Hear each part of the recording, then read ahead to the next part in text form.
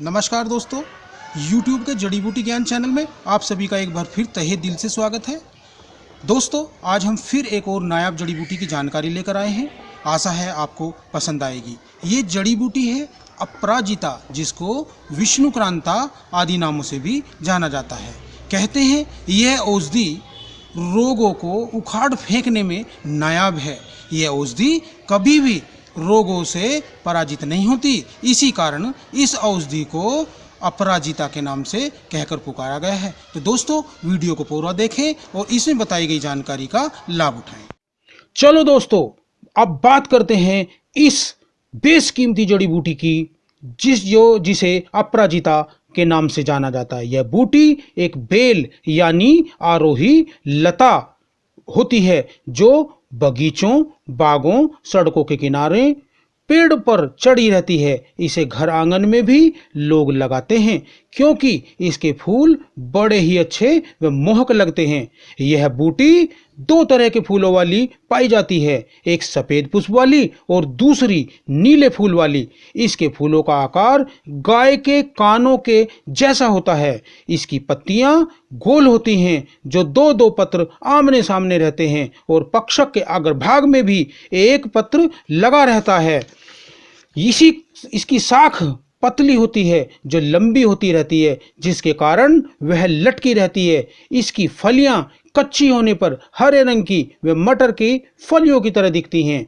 सूखने पर फली सूखी पत्तियों के जैसी मटमैले रंग की हो जाती हैं। इसकी फलियों में छोटे छोटे चपटे बीज निकलते हैं। वह फली 2 से 4 इंच लंबी व चपटी होती है। नीले पुष्प वाली अपराजिता के समक्ष श्वेत पुष्प वाली अपराजिता अधिक उपयोगी व श्रेष्ठ मानी गई है। यह बूटी सर्दियों में कम पत्रों युक्त रहती है, लेकिन बसंत ऋतु में इसमें नए अंकुर आने लगते हैं, यानी कि फूटने लगती है। यह जड़ी बूटी कई रोगों को नाश करने में बहुत गुणकारी है। चलो दोस्तों, अब बात करते हैं इस नायाब जड़ी बूटी के उपयोग, मात्रा व लाभ की। दोस्तों, इस बूटी के पत्र, मूल व बीज का ही औषधि के रूप में प्रयोग किया जाता है। दोस्तों, अगर आप पत्रों का स्वरस लेते हैं तो 2 से 4 ग्राम तक, पत्रों का शुष्क चूर्ण लेते हैं तो 1 से 3 ग्राम तक, घी से लें, बीजों का चूर्ण लेते हैं तो 1 से 2 ग्राम तक की मात्रा में सौंठ या सौंफ चूर्ण के साथ प्रयोग कर सकते हैं। ध्यान रहे, इसके पत्रों की अधिक मात्रा का सेवन करने से वमन हो जाता है और बीजों के अधिक सेवन करने से पेट में मरोड़ हो जाती है। तो अतः औषधि का अधिक मात्रा में प्रयोग न करें। अपराजिता तिक्त, कसाय, कटु व शीतवीर्य होती है। वैसे तो यह त्रिदोष शामक है, पर वात व कफ का विशेष शमन करती है।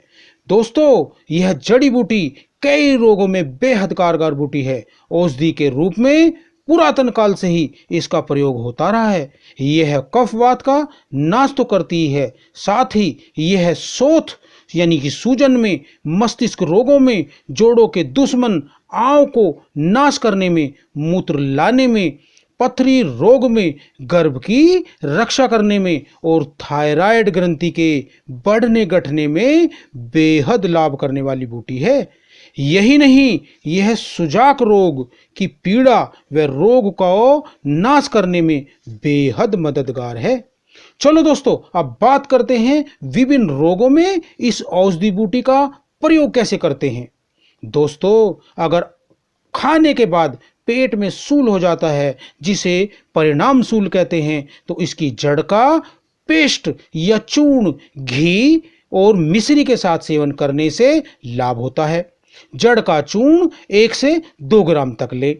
अगर गलगंड, जिसे गंधमाला कहते हैं, उसकी समस्या है तो श्वेत फूल वाली अपराजिता जो है, उसकी जड़ के 1 से 2 ग्राम की मात्रा में चूर्ण को लेकर गोघृत में मिलाकर चाटें।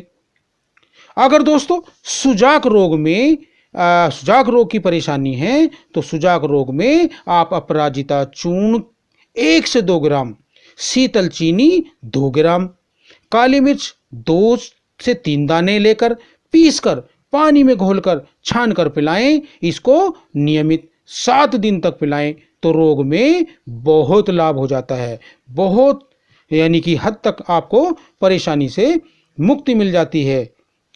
दोस्तों, अगर पथरी है तो जड़ को 1 से 2 ग्राम लेकर पीसकर चावलों के धोवन में डालकर पिलाने से लाभ होता है। रक्त की कमी या पीलिया रोग में, अगर रक्त की कमी है, पीलिया रोग हो गया है, तो उसकी जड़ को छाछ के साथ सेवन करने से बहुत लाभ मिलता है। यही नहीं दोस्तों, अगर गर्भपात हो जाता है, बार बार होने की समस्या पीड़ा का कारण बन गई है, तो इसके पत्रों को बकरी के दूध में पीसकर थोड़ा शहद या मिश्री मिलाकर सेवन करते हैं तो गर्भ की रक्षा होती है और गर्भपात नहीं होता। दोस्तों, यह नायाब बूटी थायराइड ग्रंथि के घटने बढ़ने की समस्या, गुदभ्रंश की पीड़ा, हिक्का यानी कि हिचकी आने की समस्या, मस्तिष्क रोगों जिनमें उन्माद, हिस्टीरिया, अपस्मार आदि रोगों में भी इस जड़ी बूटी का उचित व बलानुसार सही अनुपान के साथ प्रयोग करने से बहुत लाभ होता है। दोस्तों, इस जड़ी बूटी की पहचान कर, इसके गुणों को जानकर इसका लाभ उठाएं और स्वस्थ रहें। आशा है दोस्तों आपको ये वीडियो पसंद आया होगा, आपको जानकारी अच्छी लगी होगी। अगर ये जानकारी आपको अच्छी लगी है तो कृपया करके वीडियो को लाइक कीजिए, सब्सक्राइब कीजिए और अगर बेल का बटन अभी तक नहीं दबाया है तो कृपया करके बेल का बटन दबा दें, जिससे अगली वीडियो जब हम भी लेकर आएँ, जो जानकारी आपको लेकर आएँ, तो वो आपके पास शीघ्रातिशीघ्र पहुँच सके। तो दोस्त से अधिक शेयर कीजिए, जिससे इस जानकारी का अधिक से अधिक भाई लोग फ़ायदा उठा सकें और इस वीडियो में दी गई जानकारी से अपने स्वास्थ्य की रक्षा कर सकें। तो दोस्तों, नेक्स्ट वीडियो तक जय हिंद, नमस्कार और जय आयुर्वेद।